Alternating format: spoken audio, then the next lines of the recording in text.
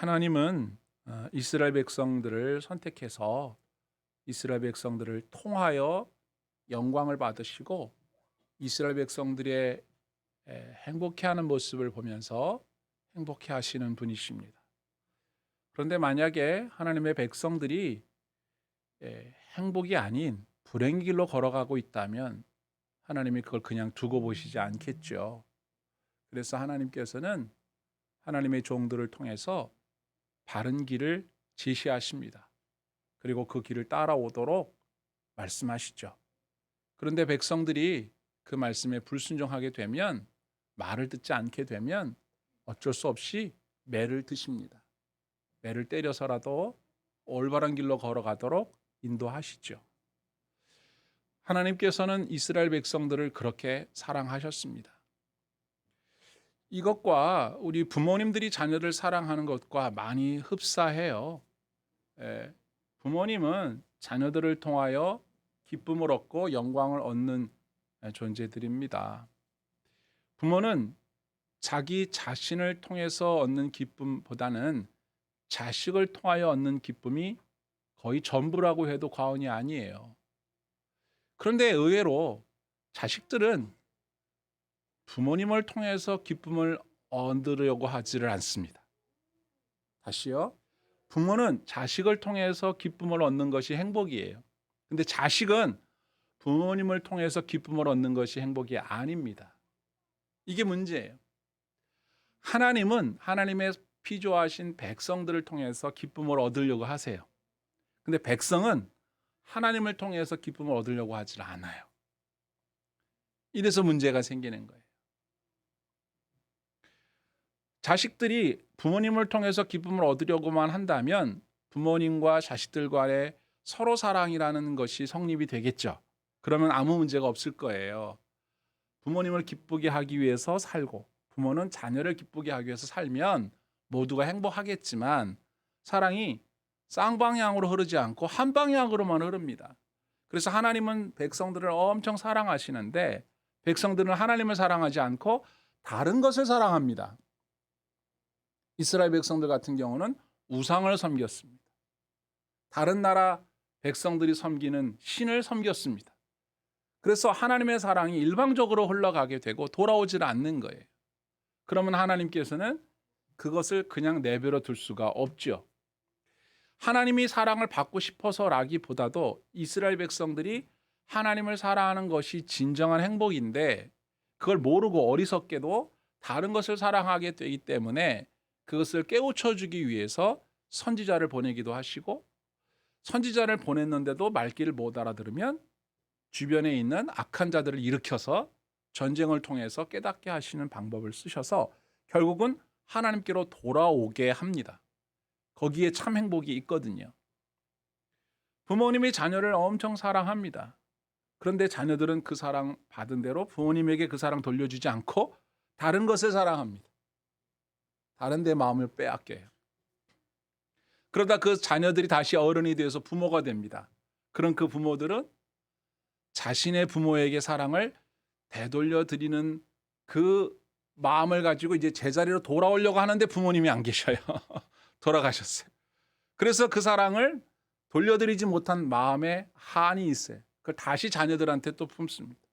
그럼 자녀들이 그 사랑을 받고 행복하게 살다가 그 자녀들에게 사랑을 되돌려 받고 싶을 때쯤 되면 자녀들이 어릴 때는 물론 부모님에게 사랑을 돌려드려요. 그러다가 성장하면 그 사랑을 다른 데다 또 줍니다.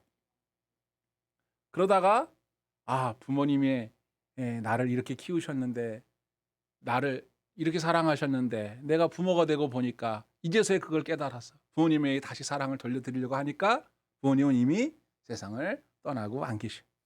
이게 계속 이런 식으로 악순환이 되는 거예요. 그래서 부모님 살아계신 생전에 잘 해드려야 하는데 그런 사람들을 우리가 흔히 철들었다 그래요. 근데 철들면 다 부모님이 떠나 안 계셔요. 그런데 다행스럽게 하나님은 떠나지 않고 항상 계셔요. 우리가 이 삶의 패턴을 잘 이해해야 돼요. 하나님은 백성을 사랑함으로 기쁨을 얻으시고 백성은 하나님을 사랑함으로 기쁨을 얻는 것. 이게 하나님의 계획이에요. 사람을 창조하신 계획이에요. 근데 현대 스코어 어떻습니까? 하나님은 여전히 백성들을 사랑하시는데 백성들 중에 일부는 그 사랑, 받은 그 사랑 하나님께 일부라도 돌려드리려고 예배드리고 찬양드리고 감사드리고 헌신하고 자신의 삶을 드리고 이렇게 살죠. 일부는. 그런데 다수는 어떻게 살아요? 하나님을 잊어버리고 필요할 때만 하나님한테 도와달라 그러지 하나님을 잊어버리고 자기가 좋아하는 다른 대상을 향해서 그 열정을 쏟죠. 그게 현재의 모습이에요. 근데 이건 구약 때부터 신약 시대에 이르기까지 주님 다시 오실 때까지 계속 반복될 거예요. 근데 우리는 철든 하나님의 백성이라면 하나님께 사랑을 돌려드리는 그 사람들 속에 속해야겠죠. 네. 그래서 우리에게 계속해서 성경을 통해서 가르쳐 주시는 거예요. 성경 첫 장부터 마지막 장까지 이 패턴이에요. 이 패턴. 자, 오늘 본문도 그런 관점으로 한번 보세요. 그런 안경을 딱 끼고 보세요. 그러면 어떻게 보이느냐? 자, 지난주에 우리가 사울 왕이 전쟁을 통해서 비로소 백성들에게 인정받는 그런 장면을 봤어요. 이 나하스라고 하는 이 암몬족 속이 쳐들어와가지고 길랏 야베스 사람들한테 싸우자. 그러니까 길랏 야베스 사람들이 아이고 싸울 수가 없어. 겁나 무서워. 항복이요. 그랬더니 야 그런 항복은 없어. 니네 항복하려면 니네 오른쪽 눈을 다 빼버릴 거야. 다시는 덤비지 못하게 할 거야. 그랬는데 길랏 야베스 사람들이 그건 너무하지 않습니까? 우리한테 일주일만 시간을 주세요. 그래서 이스라엘 전역에다가 편지를 보내고 전령을 보내서 우리를 좀 도와주세요. 그랬는데 뭐 다들 도와줄 뭘 도와줘? 자기들도 무서운데. 그래서 다 울며 벌벌 떨고 있을 때 이 소식을 들은 사울이 밭에서 일을 끝내고 소를 몰고 집으로 돌아오는 길에 이 소식을 듣고 이게 말이 되느냐 이럴 때 하나님의 영이 사울에게 확 임하니까 그 안에서 말하자면 이 민족을 향한 분노가 확 일어났어요. 그래서 몰고 오던 소를 딱 각을 떠가지고 이스라엘 전역의 전령들을 통해 보내면서 다 모여라.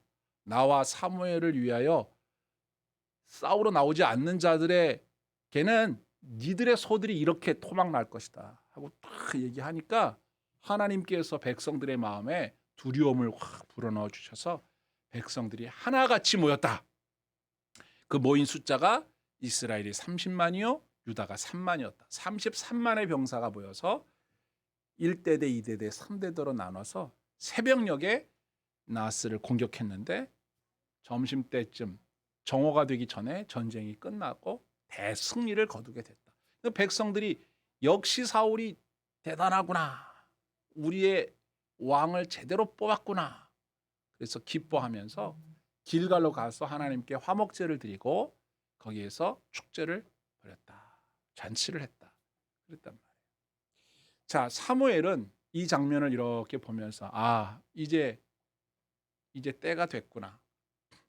왕이 비로소 세워졌으니 이제 나는 지도자의 자리에서 물러나서 선지자, 제사장의 역할만 감당하면 되겠구나. 그래서 정치적인 지도자는 사울 왕이 맡고 종교적인 지도자는 본인이 맡기로 종교와 정치가 분리되는 그런 기로에 서게 됐어요. 그래서 백성들을 다 모아놓고 이제 고별 지도자로서의 마지막 고별 연설, 설교를 이제 하게 되는데 그게 12장의 내용이에요. 자, 서두에 말씀드린 바와 같이 하나님은 이스라엘 백성들을 사랑하시고 그들에게 축복을 내려주셨지만 이스라엘 백성들은 필요할 때는 하나님께 도와달라고는 했어도 그들의 마음의 90%는 세상을 향하여 있었어요. 우상을 향하여 있었어요. 다른 민족들이 사는 모습을 보면서 그걸 향해 있었단 말이에요. 하나님께로 돌아갈 마음은 아주 조금밖에 없었거나 아예 없었단 말이에요. 그런 상태에서 이스라엘 백성들은 자꾸 전쟁이 일어나니까 전쟁이 일어나는 이유가 우리에게 왕이 없어서 우리를 만만하게 봐서 그런 줄로 알고 왕을 세우자고 자꾸 요구를 했단 말이에요. 그들에게 전쟁이 자꾸 일어나는 이유는 하나님께로 사랑을 돌려보내지 않으니까 하나님께로 그 기쁨을 돌려보내지 않으니까 하나님께서 그들을 가르칠 목적으로 내린 징벌의 일환이었거든요.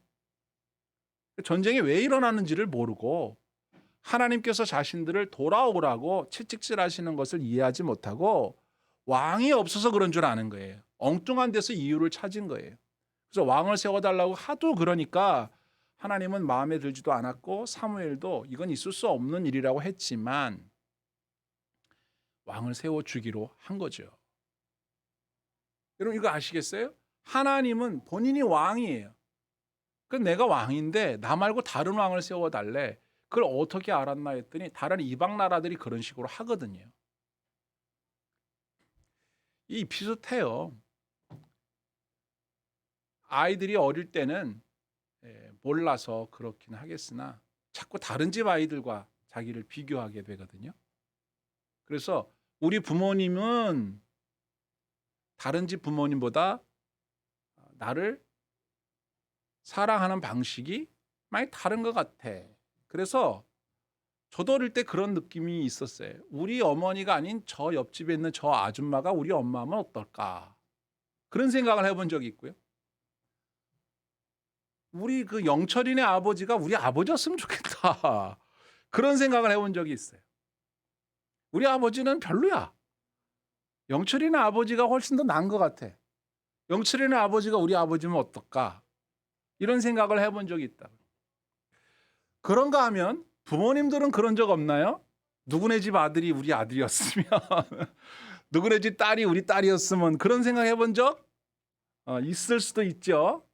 하도 속썩이고 하도 말 안 듣고 엇나가면 아유 누구네 집 아들은 그렇게 애가 착실하고 말도 잘 듣고 그러는데 우리 애는 왜 이런가.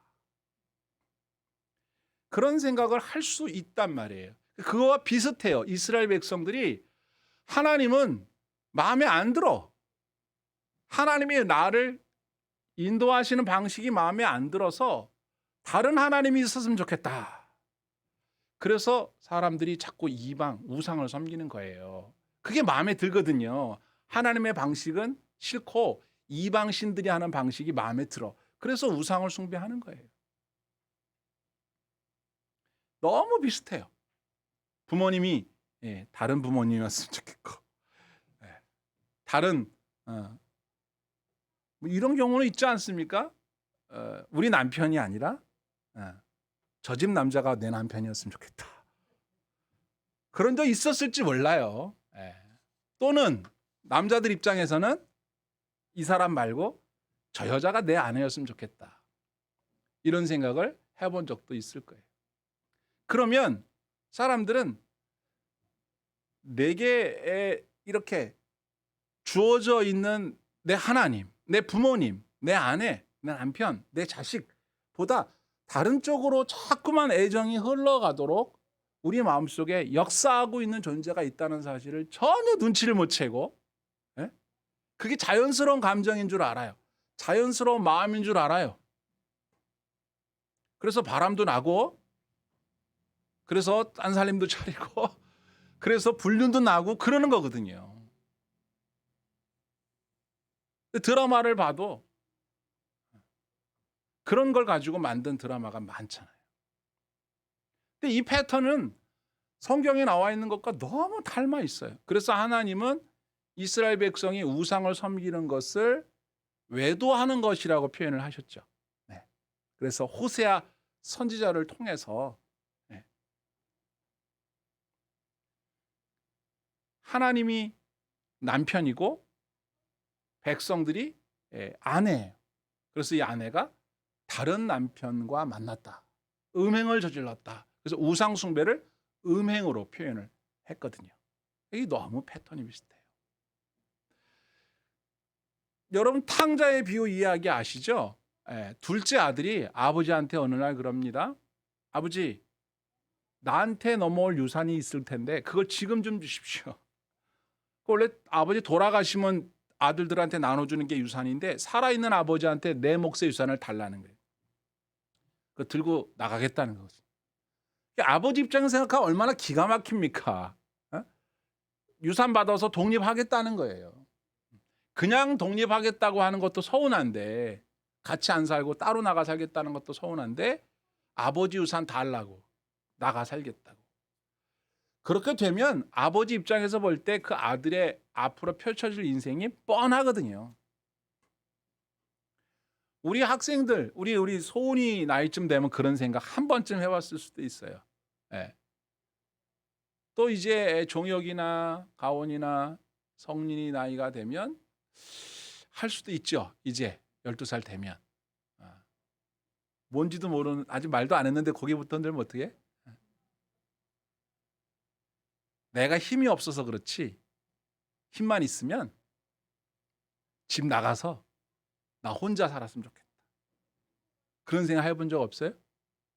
없군요. 그러기에 너무 아직 어린가 봐. 그런데 부모님이 나를 사랑하셔서 그런다는 건 어렴풋이 알지만 청소년기가 되면 집을 나가서 독립하고 싶은 마음이 있어요. 부모님한테 이렇게 말 듣지 않고 내가 계획 세워서 내가 알아서 살고 싶은 거죠. 아니면 여러분 집 나가고 싶은 마음은 아닐지라도 나 혼자만의 공간 갖고 싶은 적이 있을 것 같아요. 그런 건 있죠. 내 방, 그죠? 나만의 공간. 부모님이 들어오실 때 노크하고 들어오시고 들어가도 좋니? 이렇게 물어보고 들어오는 나만의 공간, 그죠?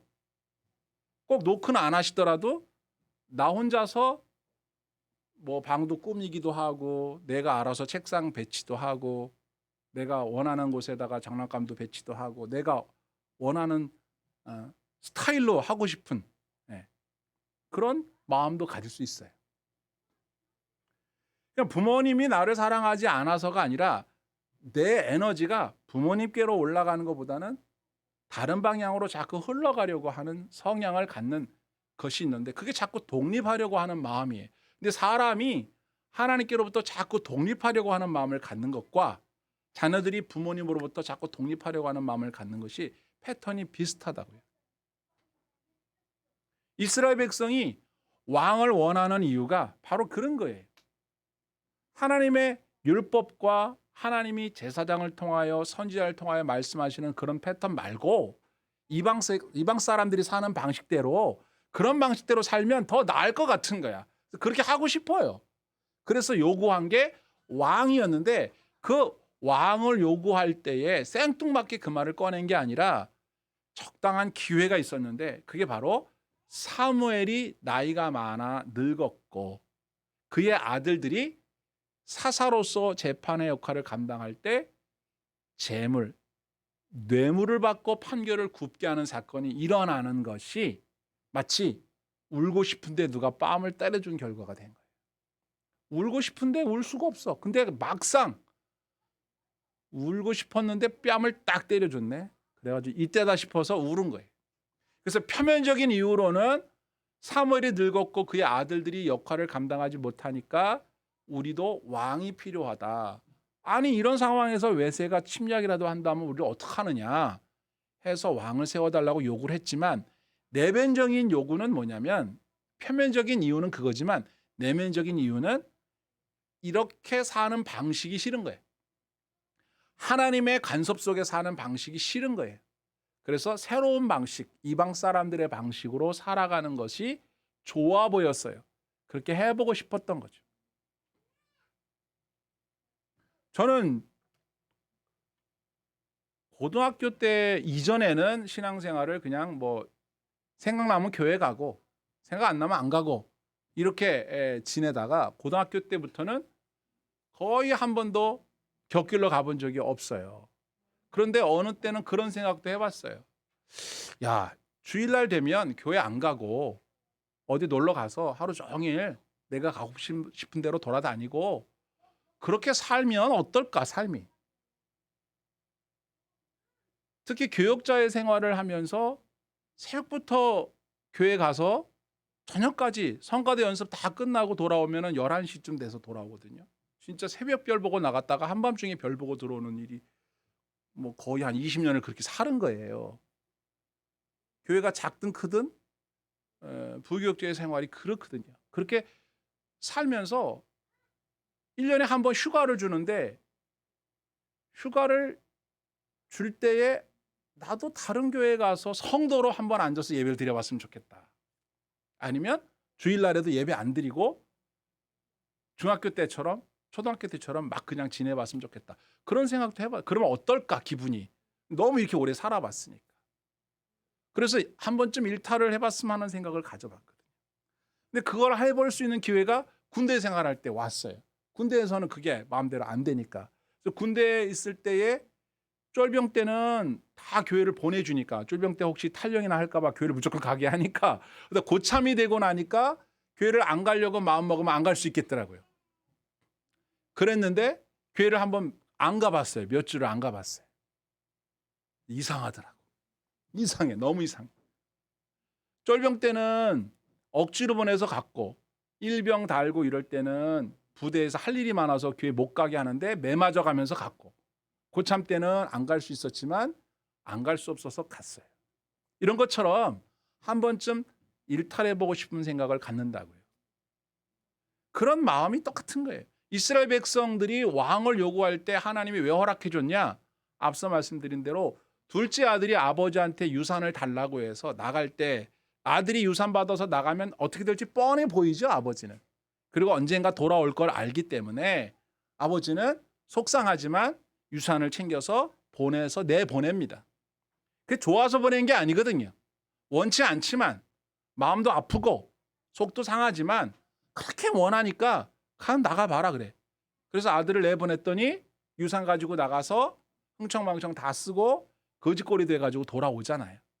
그때 아버지가 내 그럴 줄 알았다 임마 이러지 않고 돌아오는 그 아들을 맨발로 뛰쳐나가서 아들을 맞이해주고 그 아들한테 뭐라고 야단도 치지 않고 반지 껴주고 신발 신겨주고 아들을 위해서 송아지도 잡고 잔치를 벌이면서 죽었던 내 아들이 돌아왔다라고 그렇게 기뻐하시잖아요, 아버지가. 딱 그겁니다. 딱 그거. 아버지가 아들을 사랑하는 것만큼 아들이 아버지를 사랑하지를 않아요. 아버지가 아들을 사랑하는 것 절반 이상도 아버지를 아들이 사랑할 수 없어요. 그게 우리의 삶이에요. 실제도 그렇고 신앙생활도 그렇고. 근데 하나님은 끊임없이 우리에게 내가 너를 사랑한다. 너도 나를 사랑해다오. 계속 요구하시는 거예요.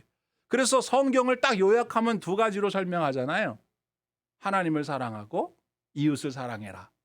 우리에게 요구하는 게 뭐예요? 하나님 사랑해라. 이웃 사랑해라. 그거 요구하신단 말이에요. 근데 우리는 하나님 사랑 안 해.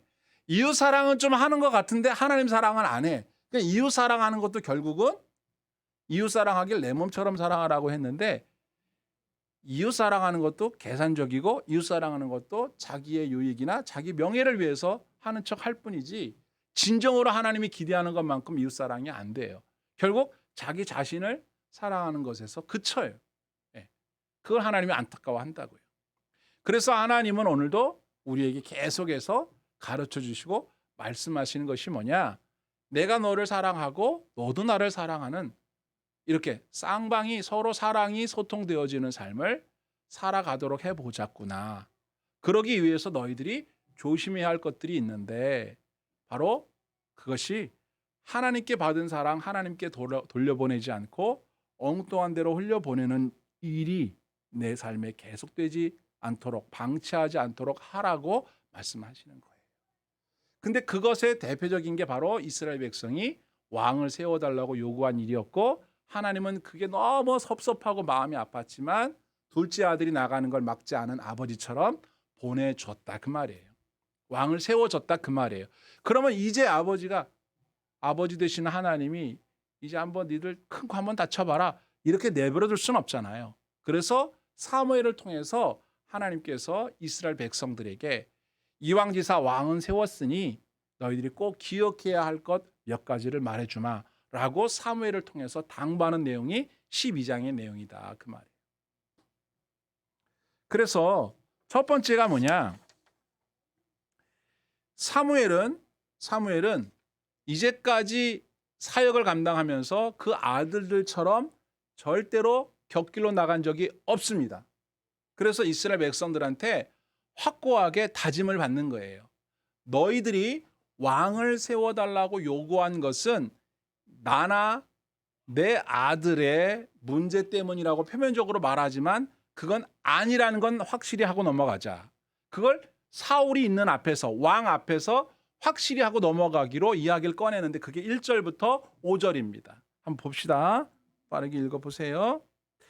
사무엘이 온 이스라엘에게 이르되 보라 너희가 내게 한 말을 내가 다 듣고 너희 위에 왕을 세웠더니 이제 왕이 너희 앞에 출입하느니라.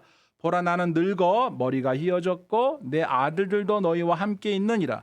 내가 어려서부터 오늘까지 너희 앞에 출입하였거니와 내가 여기 있나니 여호와가 그의 기름 부은 받은 자 앞에서 내게 대하여 징언하라. 내가 누구의 소를 빼앗았느냐, 누구의 나귀를 빼앗았느냐, 누구를 속였느냐, 누구를 압제하였느냐, 내 눈을 흐리게 하는 뇌물을 누구의 손에서 받았느냐, 그리하였으면 내가 그것을 너에게 갚으리라 하니 그들이 이르되 당신이 우리를 속이지 아니하였고 압제하지 아니하였고 누구의 손에서든지 아무것도 빼앗은 것이 없나이다 하니라.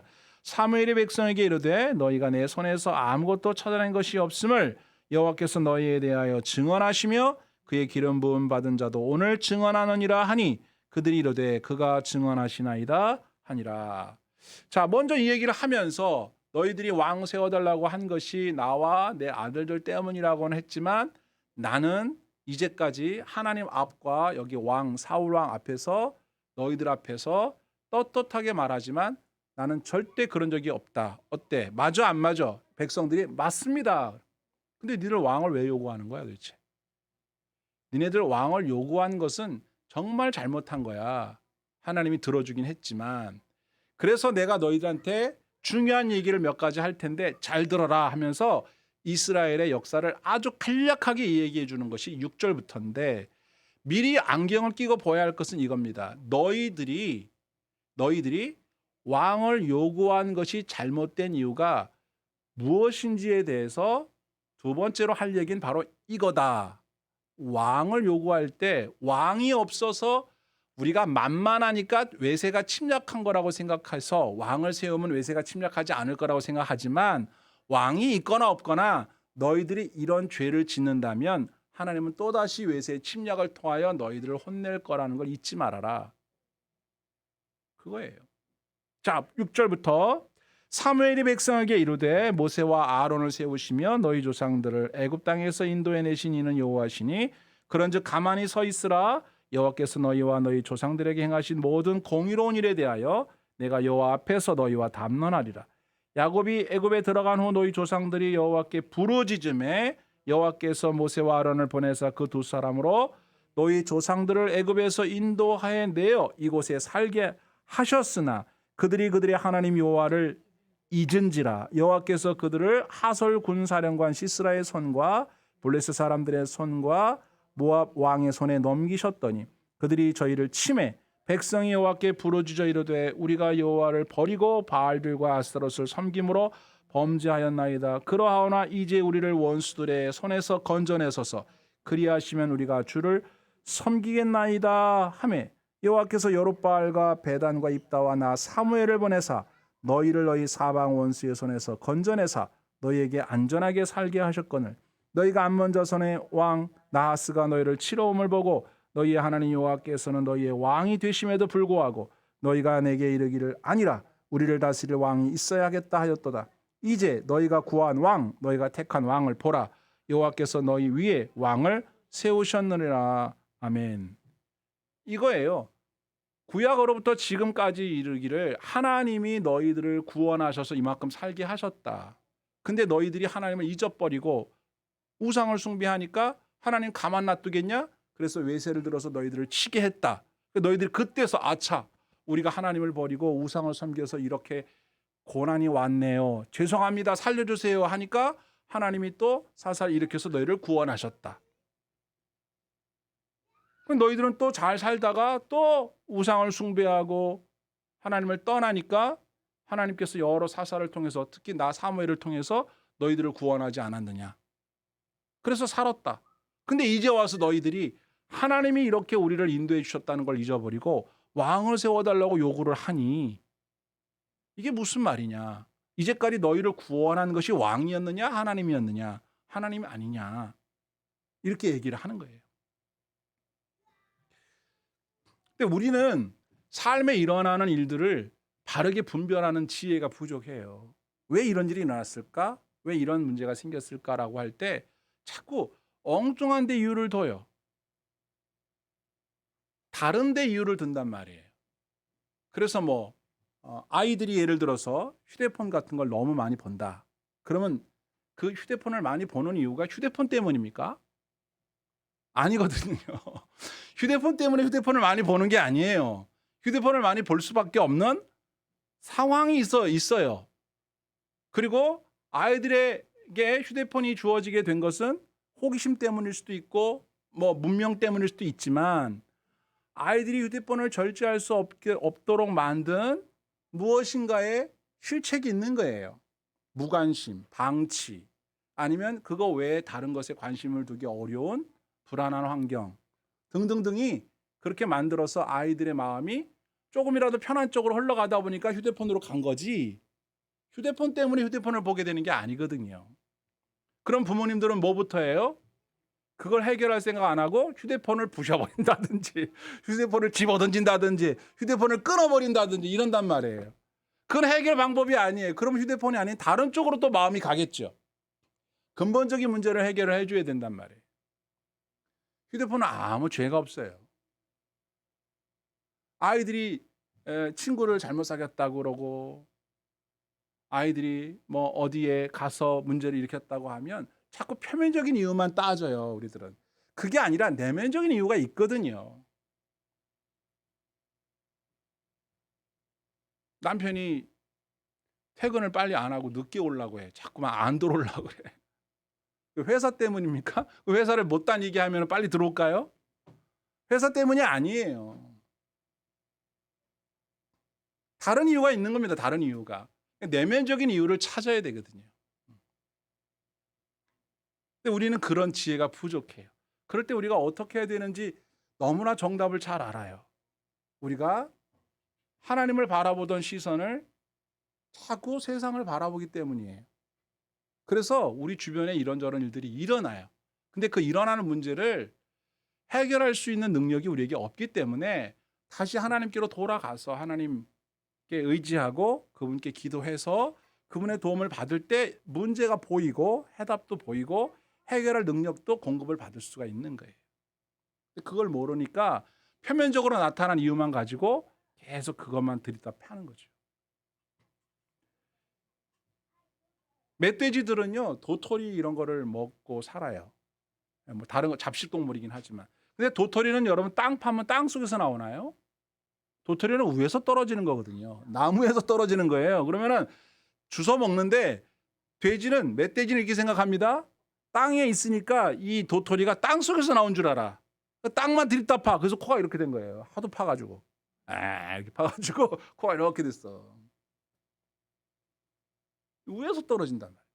그러니까 그걸 모른단 말이에요. 그러니까 문제의 원인과 배경을 살필 수 있는 지혜가 우리에게 없기 때문에 하나님 앞에 돌아와서 문제를 놓고 묵상하고 기도하고 하나님께 답을 구하는 이런 시간들을 자꾸 가져야 되는데, 이런 시간들을 못 가지면 자꾸 헛물 켜게 되고 다른 것을 자꾸 건드리게 돼서 문제를 더 크게 만드는 경우가 있죠. 이스라엘 백성들은 왕이 문제가 아니라니까요. 자기들이 지은 죄는 못 보고 왕만 있으면 될 줄 알아요. 근데 나중에 왕 때문에 더 큰 문제가 생깁니다. 나중에 이제 아시다시피. 요거 아시겠죠? 요걸 우리가 지혜를 얻어야 돼요. 그래서 왕을 세운 일에 대해서 안타깝지만 이미 세웠으니 이제부터 왕이 어떻게 해야 되는지를 말해줍니다. 자, 14절, 15절 두 절 보세요. 너희가 만일 여호와를 경외하며 그를 섬기며 그의 목소리를 듣고 여호와의 명령을 거역하지 아니하며 또 너희와 너희를 다스리는 왕이 너희의 하나님 여호와를 따르면 좋겠지만은, 이 벌써 우려가 나오죠. 좋겠다. 그렇지만은 너희가 만일 여호와의 목소리를 듣지 아니하고 여호와의 명령을 거역하면 여호와의 손이 너희의 조상들을 치신 것 같이 너희를 치실 것이라. 이제까지 조상들을 친 건 그들의 죄 때문에 친 거지 왕이 없어서가 아니라고요. 그런데 이제 왕까지 세워놨으니 백성들이 하나님을 안 섬기는 건 물론이거니와 왕이기 때문에 또 죄를 짓게 되는 일이 생기면 하나님은 예전과 같은 방식으로 칠 테니까 정신 똑바로 차려라. 왕이 있다고 문제 해결되는 게 아니다. 문제 해결은 하나님 손에 있다. 이걸 얘기해 주는 거죠. 우리도 이거 잊어버리면 안 돼요. 자, 그래서 이스라엘 백성들이 긴가민가한 마음입니다. 그래도 왕이 있는 게 좋은 건데 왜 자꾸 사무엘이 저런 말을 하지? 해서 지금까지 내가 했던 말이 분명하고 확실하다는 것을 너희들에게 한 가지 보여주겠다. 사인을 보여주겠다. 잘 봐라 하면서 16절에 이야기합니다. 너희는 이제 가만히 서서 여호와께서 너희 목전에서 행하시는 이 큰 일을 보라. 오늘은 밀베는 때가 아니냐? 내가 여호와께 아뢰리니 여호와께서 우레와 비를 보내사 너희가 왕을 구하는 일 곧 여호와의 목전에서 범한 죄악이 큼을 너희에게 밝히 알게 하시리라. 이에 사무엘이 여호와께 아뢰되 여호와께서 그날에 우레와 비를 보내시니 모든 백성이 여호와와 사무엘을 크게 두려워하니라. 아멘. 이 밀베는 때는 비가 오고 이러는 때가 아니거든요. 근데 때 아닌 비가 오게, 때 아닌 자연현상을 통해서 하나님께서 지금 내가 하는 말이 하나님이 원하시는 말씀이라는 것을 보여주는 사인을 보여준 거죠. 다 서명서 이렇게 다 계약서 만들어 놓고 마지막 사인을 딱 하듯이 하나님께서 비를 보여주심으로 이스라엘 백성들이 놀라게 되는 거죠. 이 진짜 그렇구나. 그래서 절망하게 되는 거예요. 그래서 오늘 읽은 말씀을 19절로 이제 돌아오죠. 모든 백성이 사무엘에게 말합니다. 당신의 종들을 위하여 당신의 하나님 여호와께 기도하여 우리가 죽지 않게 하소서. 죽을 만큼 무서웠던 거예요. 이제 깨달은 거죠. 우리가 잘못했구나. 어떡하지? 잘못했구나. 깨달은 거예요. 그럴 때 하나님은 어떤 분이세요? 탕자가 돌아왔을 때 보선발로 나가서 맞이해주는 아버지잖아요. 아버지. 이제 네 잘못 알았어? 자, 똑같아요. 부모님이 아이들에게 야단을 치고 매를 때리거나 혼내주잖아요. 그래서 아이들이 처음에는 이해를 못해. 그러면 계속 혼나요. 여러분, 부모님이 야단 칠 때 빨리 알아들어야 돼요. 그럼 빨리 끝나요.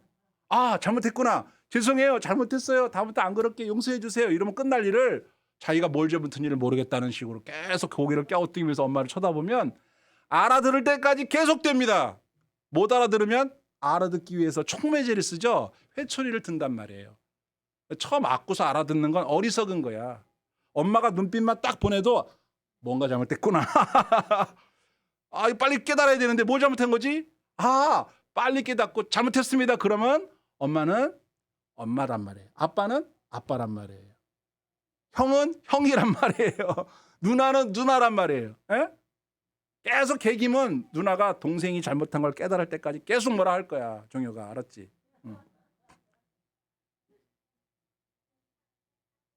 형아가 말하면 딱 들어야 돼.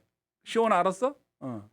그러니까 우리들이 자기가 잘못한 거를 빨리 깨달으면 괜찮아요. 그럼 된 거예요. 사람은 잘못하니까. 근데 그걸 못 깨달으면 하나님이 어떻게 한다고? 치신다잖아요. 그러니까 치기 전에 알아들어야 돼. 우리가 보통 누가 어려움 당하면 하나님이 쳤구만 이러잖아. 남에 대해서는 그렇게 막 말하면 안 돼. 본인이 본인에 대해서 하나님께 맞았다. 이건 괜찮은데 다른 사람 고난 당한 문제를 가지고 하나님이 치셨구만 이렇게 하면 안 돼요. 너무 저기 하잖아. 가슴 아프잖아요. 근데 맞을 때도 있어 사실은. 그래서 빨리 회개를 하는 거예요. 근데 그게 너무 무서운 거죠. 이제 어떻게 하면 좋습니까? 아버지 하나님께서 괜찮다. 니들의 잘못을 알았으니 이제 앞으로 안 그러면 된다 라면서 위로하시는 말씀을 주신 게 오늘 본문이에요. 자, 20절 보세요. 사무엘이 백성에게 이르되 두려워하지 말아라. 벌써 나오죠? 너희가 과연 이 모든 악을 행하였다. 맞다. 그러나 여호와를 다른 데서 돌아서지 말고 오직 너희의 마음을 여호와를 다하여 섬겨라. 돌아서서 유익하게 못하는 구원하지도 못하는 헛된 걸 따르지 말라. 그들은 헛되니라. 이거 누굴 얘기하는 거야 사실은? 옆에 사울왕이 있는데요. 이거 사실 왕 들으라고 하는 소리예요. 이 왕 세웠지만 이거 헛거야 헛거. 그리고 이방 사람들이 좋아하는 그거 다 헛거야. 하나님만 섬겨. 그걸 왜 이렇게 몰라? 니들이 알았다고 하니까 이제 얘기해 주는 거야. 이제 걱정하지 마. 헛거다. 라면서 계속 얘기합니다. 22절 여호와께서는 너희를 자기 백성으로 삼으신 걸 기뻐하셨으므로 여호와께서는 그의 크신 이름을 위해서라도 자기 백성을 버리지 아니하실 것이다. 하나님은 당신의 명예를 위해서라도 백성을 버리지 않거든요. 그러니까 겁먹을 거 없어. 잘못을 깨달았다고 하니까 이제부터 잘하면 돼. 하나님은 너희를 기뻐하셔. 이렇게 위로하는 거죠. 잘못했다고 하니까 빨리 잘못했다고 그래야 돼요. 그러면은 이제 세게 혼내시면 그만큼 미안하거든요, 엄마가. 그래서 감자튀김도 사줄 수 있고 치킨도 사줄 수 있어요. 혼난 날 먹는 치킨이 더 맛있죠. 예. 다음부터는 절대 이 치킨을 생각하면서 그러지 말아야지. 그런 마음이 들거든요. 예. 그런 마음이에요. 그러면서 하나님께서 말씀하시는 것을 듣는 거죠. 23절. 나는 너희를 위하여 기도하기를 쉬는 죄를 여호와 앞에 결단코 범하지 않고 선하고 옳은 길을 너에게 가르칠 것인즉. 두 가지가 나오죠. 사무엘이 말합니다. 이제부터 내가 할 일이 두 가지가 있는데 여러분을 위해서 기도하겠습니다. 반드시 기도가 필요한 거예요. 앞서 말씀드린 대로 우리는 잘 몰라요. 하나님께 구하지 않으면 몰라요. 그래서 기도하는 일을 멈추면 안 돼요. 특히 우리 자녀들을 위하여 하는 기도를 멈추면 안 돼요. 계속 해야 돼요. 사실 우리가 자라온 방식대로 아이들이 자라지 않아요. 시대가 달라졌고요. 우리하고 생각이 달라요. 어떻게 키워야 됩니까? 처음이잖아요. 다 우리 아이들 키우는 게 처음이잖아요. 그렇기 때문에 하나님 지혜가 필요해요. 그때그때 다르기 때문에. 뭐 오은영 박사 얘기를 참고한다 해도 그 집 애들 얘기지 우리 집 애들은 또 다르기 때문에 참고는 해도 지혜가 필요하죠. 거기다가 또 하나가 뭐가 있어요? 말씀으로 가르친다고 그랬어요. 배워야 됩니다. 부모의 역할은 기도하고 배워야 되고요. 또 자녀들의 역할도 기도하고 배워야 돼요. 그래야 하나님께로부터 받은 사랑을 다시 돌려드릴 수 있는 길이 조금이라도 열린다는 거예요. 엉뚱한 대로 세지 않고요. 24절. 너희는 여호와께서 너희를 위하여 행하신 그 큰 일을 생각하여. 그 큰 일 뭘까? 좀 전에 봤던 그 때 아닌 비가 오고 막 번개가 치고 하는 걸 그걸 생각하면서 오직 그를 경외하며 너희 마음을 다하여 진실히 섬겨라. 그렇죠? 그리고 한 번 더 쐐기를 박습니다. 25절. 만일 너희가 여전히 악을 행하면 그럼에도 불구하고 말 안 들으면 하나님은 그냥 안 넘어간다. 어떻게 한다? 너희와 너희 왕을 둘 다 멸망시킨다. 분명히 경고합니다. 그래서 이제 결론이죠. 서론에 제가 말씀드렸습니다. 하나님은 우리를 사랑하세요. 우리를 통하여 기뻐하시고 영광을 받으세요. 그러려고 만들었어요, 사람을. 근데 사람들은 하나님 때문에 기뻐하지 않아요. 제가 말씀드렸죠. 교리의 1번이 영원토록 그분을 즐거워하는 거예요. 우리가 남은 때에 살면서 할 일이. 하나님을 영화롭게 하고 그분을 즐거워하는 게 우리의 삶의 본분이란 말이에요. 근데 사람들은 그렇게 안 해요. 그러라고 만들었는데. 부모님은 자녀를 낳았어요. 부모님이 해야 될 일이 뭔지 아세요? 자녀를 사랑하는 거예요. 하나님이 나를 사랑하셨듯이 내 자녀를 사랑하고 내 부모가 나를 사랑했듯이 사랑하는 거예요. 그리고 자녀가 할 일은 뭐예요? 부모님에게 받은 사랑대로 나도 부모님을 사랑하는 거예요. 근데 요즘은 뭔가 잘못됐는지 이게 당연한 줄 알아요. 특히 요즘 젊다는 얘기 이제 30대 초반에 이런 애기 엄마들 보면 부모님 또는 시어머니, 시부모님, 장인어른, 장모님에 대한 이런 사랑은 안 해도 되는 것으로 마치 안 하는 게 국룰인 것처럼 그런 생각을 해요. 자기랑 자기 자녀들만 사랑하면 다 되는 줄로 그렇게 착각을 하더라고요. 그건 속고 있는 거예요. 그렇지 않아요. 그거는 변치 않는 겁니다. 언제까지? 주님 재림하실 때까지. 천국에 가면 더 이상 가족 관계는 없습니다. 여기서만 그래요. 이거 잘 기억해야 돼요. 젊든 많든 다 필요 없어요. 이게 원리라니까요. 하나님은 하나님의 백성들을 사랑함으로 기쁨을 얻고 하나님의 백성은 하나님을 사랑함으로 기쁨을 얻는 게 그게 하나님이 창조한 세계 질서예요. 그걸 가장 잘 보여주는 게 가정인데 부모는 자녀를 사랑하고 자녀는 부모님을 사랑해야 돼요. 그래야 행복해요. 근데 이게 한쪽만 어긋나도 부모님이 자녀를 사랑하는데 자녀는 부모를 안 사랑하고 엉뚱한 대로 흘러가면 이게 문제가 생기는 거예요. 이게 문제의 원인이에요. 이게 돌지 않기 때문에. 뒤늦게라도 부모님께 사랑해 드리고 싶은데 안 계셔서 그러면 그 사랑을 다 끌어모아서 내 자녀 사랑하는데 쏟아야 되겠죠.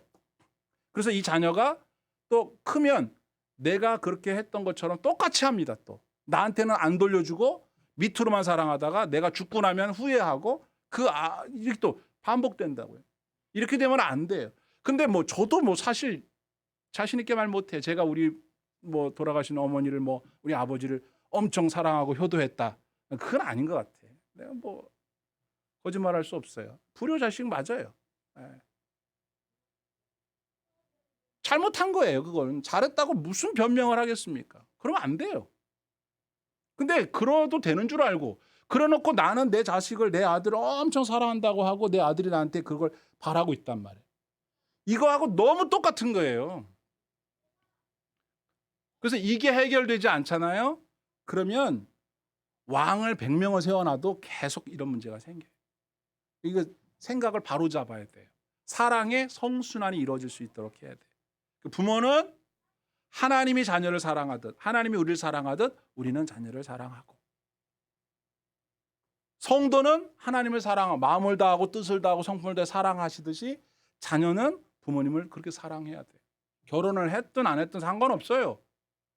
살아계시는 한 부모님을 향해서 사랑해야 돼요. 저는 이미 돌아가셨기 때문에 아이고 참 말해봐야 이제 소용없어요. 근데 부모님 살아계신 분들은 이제라도 잘 하세요. 잘 하셔야 돼요. 그래서 이게 잘 돌아야 돼요. 그러면 이제 거기서 아하 이거구나 하고 깨닫게 되는 거죠. 하나님께서는 이스라엘 백성을 택한 걸 기뻐하셨다고 했고 절대 버리지 않는다고 했어요. 그러면 어떻게 하겠어요? 때리죠. 요즘 세상에선 그래요. 부모님하고 자녀하고 수 틀어지면 안 보면 그만이다 이러죠. 그렇잖아요. TV 보면 나오잖아요. 또 우리 주변에 또 나하고 내 자식하고 마음에 안 들면 안 봐. 그러면 그만이라고 생각하죠. 근데 그게 마음 먹은 대로 말한다고 그렇게 됩니까? 안 되죠. 될 수가 없죠. 하나님 분명히 얘기하셨어요. 당신의 이름을 위해서라도 자식을 백성을 버리지 않는다. 그러면 안 버린다는 얘기는 뭐 하겠다는 거예요? 말 안 들으면 때리겠다는 거예요. 돌아오도록. 그래서 하나님이 백성의 진짜 아버지고 진짜 왕임을 보여주시겠다는 거죠. 여기 나오잖아요. 치겠다고. 우리 자식이 된 입장에서는 하나님이 나를 그냥 내버려 두겠지. 모른 척 하겠지. 내가 말 안 들으면 뭐 저러다 마시겠지. 라고 생각하는 건 착각이에요. 근데 우리도 절대 우리 자식 그냥 내버려 둘 수 없잖아요. 부모들 입장에서. 똑같은 거니까. 우리는 성도로서 하나님께 해야 될 역할, 자식으로서 부모에게 해야 될 역할, 부모로서 자식에게 해야 될 역할은 아주 단순해요. 이 원리를 잊지 말고 오늘도 사랑하며 사는 날 되길 바랍니다.